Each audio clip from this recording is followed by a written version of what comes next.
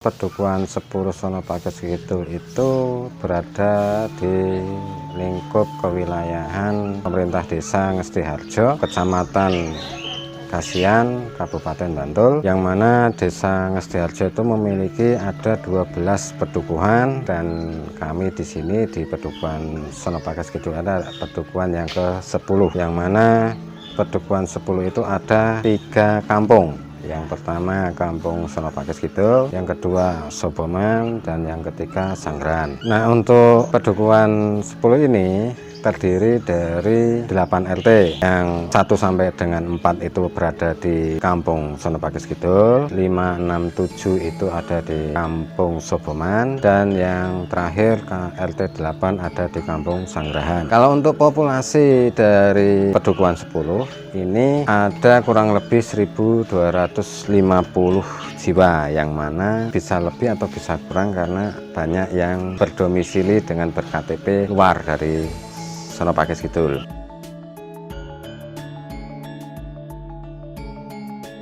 Kalau di Pedukuhan Sonopakes Kidul ini yang formal ada 3. Yang pertama SD Sono Sewu 1, terus TK Pertiwi 41 ada 1, terus PAUD Bunga Matahari ada 1, dan pendidikan non formal ada 4. Yang pertama TPA Masjid Babul Janah, yang kedua Masjid Al-Ikhwan, yang ketiga Masjid Tunas Muslim, yang keempat Musola Ratu Janah.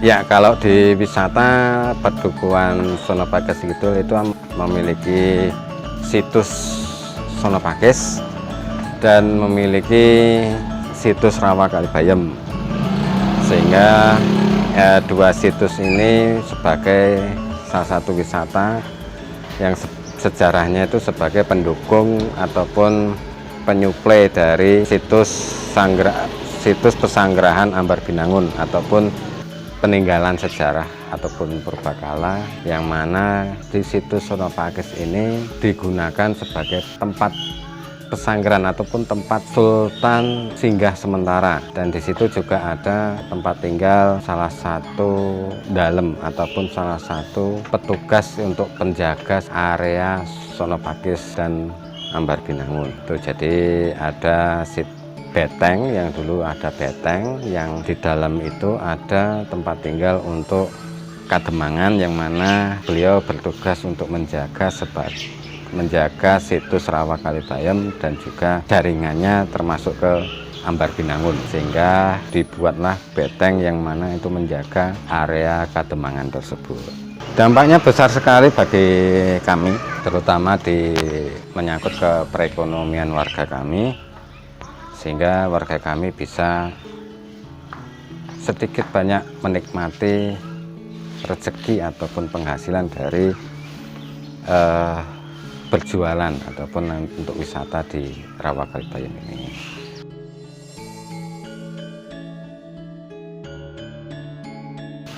Kalau kebudayaan di tempat kami itu masih banyak, terutama tradisi yasinan dan tradisi nyadran, dan ke tradisi yang lain yang tiap tahun itu juga ada kami adakan, walaupun itu manakala dikala kami membutuhkan ataupun memerlukan, seperti dusun ataupun doa bersama untuk kesehatan ataupun keselamatan dusun, itu pernah kami lakukan. Tapi ini bukan momentum yang tiap tahun kami adakan, tapi manakala kami membutuhkan.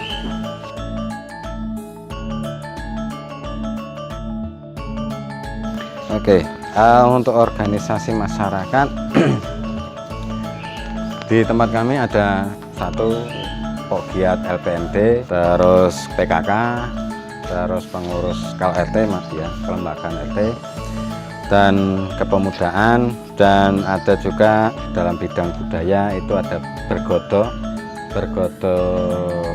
Wirosobo dan Bergodo Putri Sekar Arum, dan ada 1 lagi yaitu KSP Sedia Waras, yang mana ini kelompok atau paguyuban yang untuk mengurusi dalam hal sanitasi masyarakat, dan kegiatan-kegiatan yang masyarakat lakukan ada yang bulanan seperti pertemuan warga RT, pertemuan PKK, posyandu, itu rutin diadakan, dan kerja bakti juga ada, terus senam ibu-ibu ataupun remaja itu ada di setiap minggu kami adakan di setiap RT itu.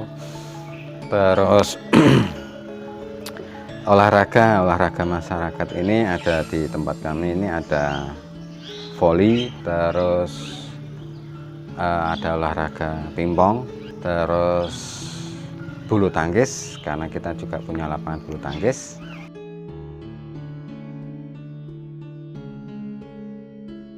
Kalau untuk perekonomian di sini rata-rata buruh harian, kalau pekerjaannya buruh harian. Terus kalau di bidang UMKM-nya itu ada pedagang kecil yang kelontong, ada juga penjahit, ada juga yang pedagang di pasar, ada yang produksi, dan karena di wilayah pedukuhan kami masih tersedia sawah yang masih aktif, petani juga alhamdulillah masih banyak.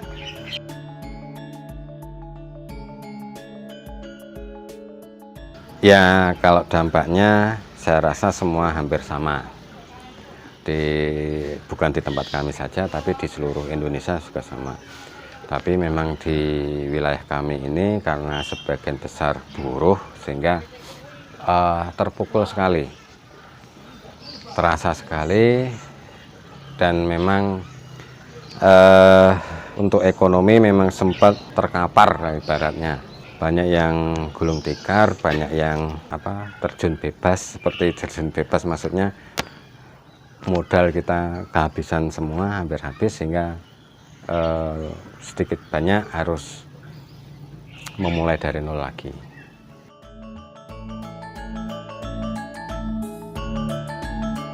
Memang di awal pandemi ini masyarakat awal itu karena banyak hoax, banyak informasi yang tidak diketahui tentang penyakit COVID ini, corona ini, sehingga banyak masyarakat ketakutan. Apalagi yang di lain RT ataupun lain kampung sendiri, misalnya masuk ke wilayah itu sudah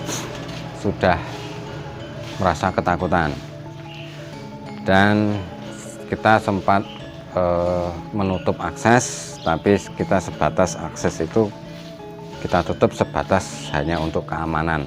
Setelah Lebaran itu ekonomis di setiap keluarga sudah mulai mengalami krisis, sehingga akhirnya masyarakat sudah mulai merasa bosan, sudah harus mencari ekonomi, dan akhirnya kita buka sedikit demi sedikit kebijakan ataupun kita kendorkan kebijakan yang mana juga didukung oleh kebijakan dari pemerintah untuk membuka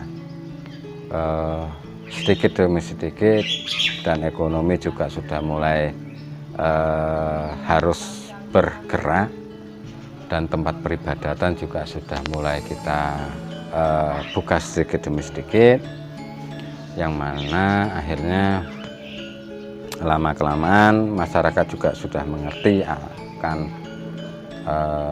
corona ataupun COVID-19 ini, bagaimana cara penularan, bagaimana cara penanganan, dan kami sampai saat ini tetap melakukan protokol kesehatan di bidang apapun. Indonesia tanah air beta pusaka abadi nan jaya. Indonesia sejak dulu kala tetap dipuja-puja bangsa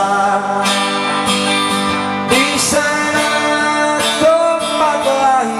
cinta dibuai dibesarkan bunda tempat